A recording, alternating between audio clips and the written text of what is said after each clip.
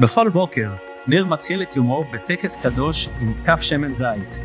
קפה זה לחלשים. הכישרון הסודי של ניר הוא אלוף בהכנת חביתה. תשאלו את אמא שלו.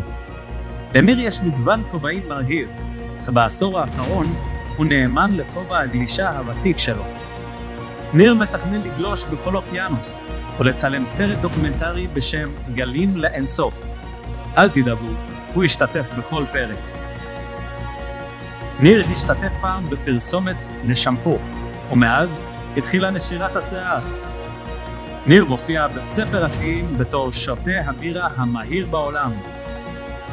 מאז שהיה ילד, ניר חלם להיות טייס, ועד היום הוא טס בכבישים.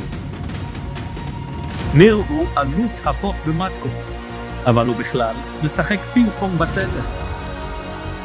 בכל יציאה, ניר לא שוכח פחית טונה בכיס.